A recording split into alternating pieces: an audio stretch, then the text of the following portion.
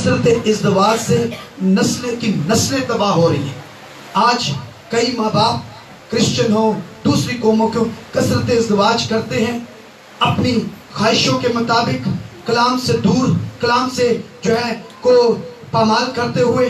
پھر ایک ٹائم آتا مر جاتے ہیں، پھر اس کی نسل پیدا ہوتی ہے جو زمین پر وہ ماں باپ کی عدم توجہ ان پر نہیں ہوتی تربیت کی.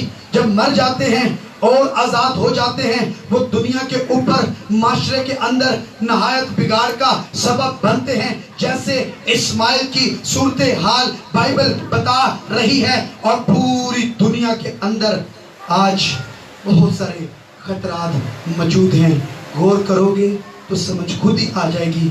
بولنا اتنا مناسب نہیں، اتنا ہی بہت ہے کہ کثرت ازدواج سے نسلیں غلامی میں چلی جاتی ہیں. کیا لکھا ہے؟ ایک غلام کی نسل، ایک آزاد کی نسل. وعدہ کیا ہے؟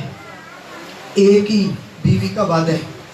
اس سے جو پیدا ہوں گے وہ برکت والے کہلائیں گے، آزاد والے کہلائیں گے، مسیح کی تعلیم والے کہلائیں گے. کیونکہ مسیح نے کہا کہ موسیٰ نے تو تمہیں جو ہے سخت دلی کی وجہ سے اجازت دی، لیکن خدا کی طرف سے ایسا نہیں تھا. اس نے آدم کے لیے ایک ہی کو بنایا، اور خداوند خدا یہی چاہتا ہے کہ ہم ایک ہی کے ساتھ جان دینے تک وفادار رہیں، دوسری کی کوئی گنجائش نہیں. اس لیے ہمیں رشتہ ازدواج میں مسیحی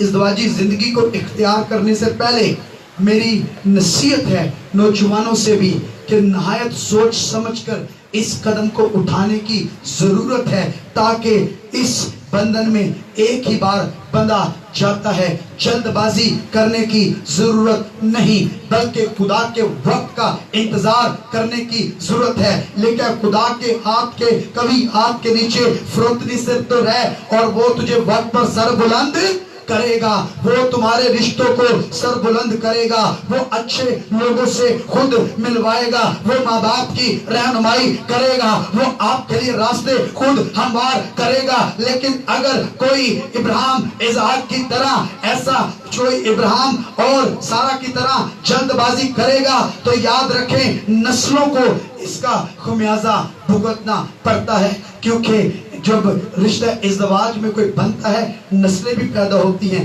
پھر ایسی نسل جس کے اوپر خدا کی برکت نہیں، جس کے اوپر ماں باپ کی برکت نہیں، جس کے اوپر ماں باپ نے ہاتھ نہیں رکھا، خدا نے ہاتھ نہیں رکھا، کلام کے مطابق نہیں، تو اندازہ کریں کہ کس طرح کا وہ رشتہ ہوگا، کس طرح کی وہ زندگی ہوگی. اور ہم جو ہے صرف ان کے اچھے پہناوے سے، اچھی جاب سے، اچھا کما رہے ہیں اسی سے سمجھتے ہیں کہ یہی برکت ہے. نہیں، یہ برکت نہیں. برکت وہ ہے جو عزت خدا کی طرف سے ملتی ہے، جو کلام کے مطابق جڑتا ہے، وہ برکت ہے، وہ خوشی ہے، وہ سلامتی ہے. یہاں تو آج یہ بھی افسوس کی بات ہے، کئی لوگ ہیں وہ بڑی ضد کرتے ہیں